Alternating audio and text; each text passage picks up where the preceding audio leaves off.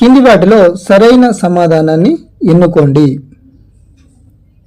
Come on హిమాలయాలు Indus సట్లెజ్ల మధ్య ఉన్నాయన్నది first statement. 2లో నేపాల్ హిమాలయాలు కాళీ తీస్తాల మధ్య ఉంది. పంజాబ్ హిమాలయాలు తీస్తా బ్రహ్మపుత్రాల మధ్య ఉంది అని ఇచ్చిండు. అస్సాం హిమాలయాలు సట్లెజ్ కాళీ మధ్యని ఇవ్వడం జరిగింది. సో కరెక్ట్ స్టేట్మెంట్ ఏమవుతుందంటే ఆప్షన్ 2 అనేటువంటిది కరెక్ట్ స్టేట్మెంట్. నేపాల్ హిమాలయాలు కాళీ తీస్తా నదుల మధ్య ఉన్నాయి. కుమాన్ హిమాలయాలు అయితే సట్లెజ్ కాళీ నదుల మధ్యలో ఉంది కాబట్టి ఇక్కడ ఇండస్ ఇచ్చింది తప్పు అవుతుంది. పంజాబ్ హిమాలయాల విషయంలోకి వస్తే సింధు సట్లెజ్ నదుల మధ్య పంజాబ్ హిమాలయాలు ఉన్నవి. ఈ అస్సాం హిమాలయాలు అయితే తీస్తా బ్రహ్మపుత్ర నదుల మధ్య ఉన్నాయి. దీనికి సంబంధించి నేను ఇక్కడ ఇవ్వడం జరిగింది చూడండి. కుమాన్ హిమాలయాలు ఈ పర్వత భాగం పొడవు 320 కిలోమీటర్లు సట్లెజ్ కాళీ నదుల మధ్య ఉంది.